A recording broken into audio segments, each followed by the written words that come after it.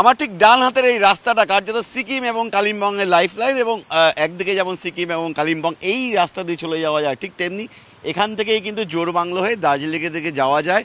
তিস্তা বাজার এলাকা, এবং বাহাতে আমি দেখাবো প্রবল বেগে বইছে তিস্তা, এবং দেখাবো যে আশঙ্কার কথা বলছিলাম কিছুক্ষণ আগেও কিন্তু বিপুল জলরাশি এই এলাকা দিয়ে বইছিল, এবং আমি দেখাবো টাটকা ফাটল যে বিপুল জলরাশি বয়ে আসছে এই গোটা এলাকাটা সিঙ্কিং জোন।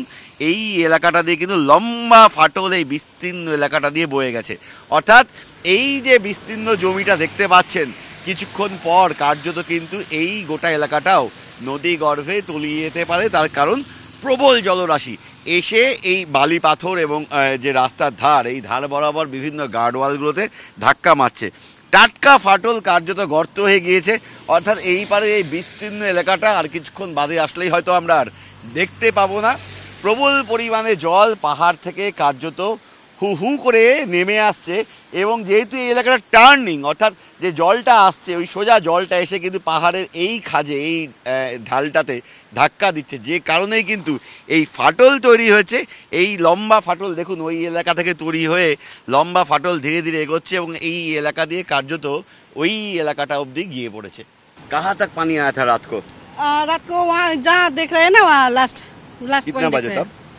वो तो पता नहीं है, मैं तो सुबह उठ के देखने आया था, वहाँ तक था पानी। उसके बाद आप लोगों ने क्या किया? कुछ दिन पहले ही ऐसा डिजास्टर हुआ था जी, तो लेकिन से डर लगने लगा। हाँ, डर तो लगने लगा। डॉक्यूमेंट्स जितना है ना सब बैग में भर लिया भागने के लिए। तो आप लोग आए थे रात को ये यहाँ पे? रात को नहीं आया, सुबह आया था। आके क्या देखा?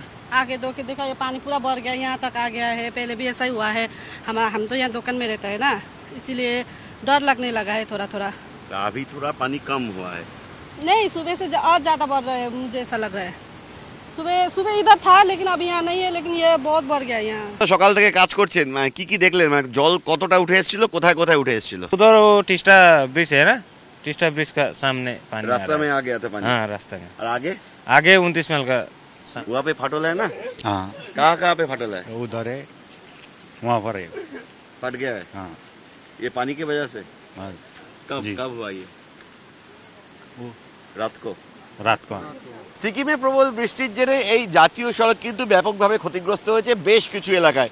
দেখাবো তিস্তা বাজারের আরও একটি এলাকা যেখানে কিন্তু রাস্তার যে ধার সেই ধারেও কার্যত লম্বা ফাটল, এবং এই গোটা এলাকাটা কিন্তু ঝুলছে, অর্থাৎ এই যে জায়গাটা, এই যে ফাটল দেখতে পাচ্ছেন আপনারা, লম্বা ফাটল হাত ঢুকে যাচ্ছে কার্যত। এই ফাটলটা কিন্তু কার্যত ওই যে জলস্রোত, সেই জলস্রোত এসে নিচে ধাক্কা দিচ্ছে, এবং যদি দীপায়ন আরেকটু এগিয়ে এসে দেখাতে পারে তাহলে কিন্তু প্রচুর পরিমাণে বালিরাশি পাথর যা এই ধার বরাবর ছিল তা কার্যত ধসে গিয়েছে জলস্রোতে, যে কারণেই কিন্তু রাস্তার এই বেশ কিছু এলাকা ক্ষতিগ্রস্ত। অর্থাৎ গার্ডওয়াল যেগুলো যা ছিল বালি পাথর দিয়ে তৈরি করা প্রাকৃতিক যে গার্ডওয়াল হিসাবে কাজ করছিল, সেই গার্ডওয়াল হিসাবে থাকা জায়গাগুলো কিন্তু ধসে যায়, যে কারণে কিন্তু এই রাস্তার বেশ কিছুটা এলাকা বরাবর ফাটল তৈরি হয়েছে, এবং যার জেরে কিন্তু আরও একবার বিপদের মুখে এই বিস্তীর্ণ এলাকা। তবে মূল যে রাস্তা এখনও অক্ষত আছে, রাস্তা খোলা রয়েছে। দু একটি জায়গায় ল্যান্ডস্লাইড হয়েছিল, সেই ল্যান্ডস্লাইড সরিয়ে দেওয়া হয়েছে, ফলে যানবাহন চলাচল মোটের ওপর স্বাভাবিক। তবে জলস্তর বৃদ্ধি পেলে, এবং আবহাওয়া দপ্তর যেটা বলছে আগামী 14 তারিখ অবধি কিন্তু পাহাড়ে প্রবল বৃষ্টির পূর্বাভাস রয়েছে, সে কারণেই কিন্তু ভাবাচ্ছে, চোখ রাঙাচ্ছে এই স্রোতস্বিনী তিস্তা। ক্যামেরায় দীপায়নের সঙ্গে প্রসেনজিৎ, TV9 বাংলা, তিস্তা বাজার।